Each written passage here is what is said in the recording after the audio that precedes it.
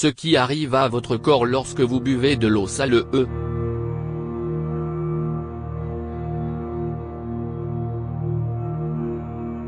Le sel a mauvaise réputation. Pourtant, les cellules de l'organisme en ont besoin pour bien fonctionner. Cela va vous paraître très surprenant, mais l'eau saline a bien des vertus pour l'organisme. L'expert en nutrition David Wolf s'est intéressé à l'eau saline et en a conclu qu'elle pouvait soigner plusieurs troubles grâce à ses nombreux bienfaits. Toutefois, vitesse sur M. Inversé de si vous mangez des JATR. Est sale, et il ne faut pas utiliser n'importe quel sel. Le sel de table par exemple est déconseillé car c'est une version transformée du sel marin. Il ne contient pas tous les minéraux nécessaires à l'organisme, et est majoritairement constitué de chlorure de sodium.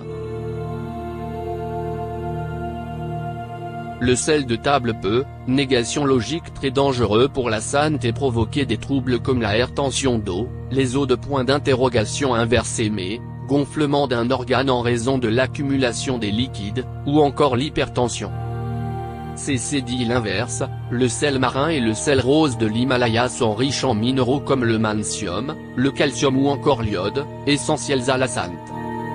Le sel rose de l'Himalaya ATPR serve de toute pollution et déchets, il contient plus de 80 minéraux et oligo-éléments comme le potassium, le magnésium, le calcium et le fer. Il contribue donc à la formation de la hémoglobine et la régénération du sang. Ce sel fortifie également les os, renforce le système nerveux et sa richesse en potassium favorise l'élimination de l'eau stockée par le corps. Voici les bienfaits de l'eau saline en cure de 2 semaines.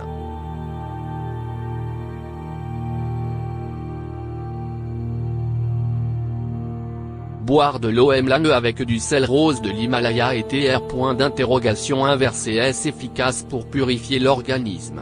Ce sel facilite l'élimination des métaux lourds, des toxines et des DPTS calcaires responsables des calculaires biliaires. Sa richesse en minéraux rend ce sel également efficace pour soulager des troubles comme l'arthrite ou l'arthrose. N'hésitez donc pas à en prendre un verre chaque matin à jeun, pendant 2 semaines.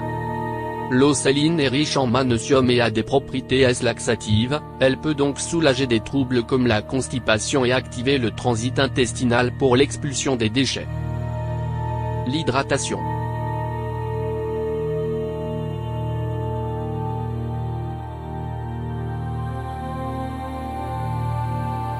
C'est surprenant, mais l'eau saline participe à une bonne hydratation de l'organisme. En effet, elle hydrate tous les organes et cellules du corps et les enrichit de minéraux.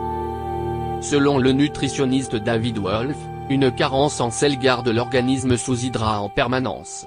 Attention toutefois, l'eau saline n'est conseillée qu'aux personnes qui ne consomment pas ou peu de sel. Une grande source de minéraux. L'eau saline est riche en minéraux qui renforcent les os et joue un rôle important dans la coagulation du sang grâce au calcium. Elle permet également de lutter contre les radicaux libres grâce au cuivre. Elle régule le métabolisme et participe à la formation des hormones thyroïdiennes grâce à l'iode. Consommer de l'eau saline permet de bien hydrater la peau et la tonifier. Par ailleurs, elle peut ralentir le processus de vieillissement grâce à sa teneur en minéraux comme le cuivre, qui neutralise les radicaux libres favorisant le vieillissement de la peau. L'eau saline est efficace pour renforcer les os et prévenir certaines maladies comme l'ostéoporose, une perte de résistance des os. En effet, le sel rose de l'Himalaya est riche en minéraux comme le magnésium ou le calcium qui renforcent les os et les dents, et joue un rôle important dans la production d'énergie. Toutefois, l'eau saline est déconseillée aux personnes souffrant d'hypertension, de rétention d'eau, ou aux femmes enceintes. Par ailleurs, si vous suivez un traitement quelconque, demandez d'abord l'avis de votre médecin.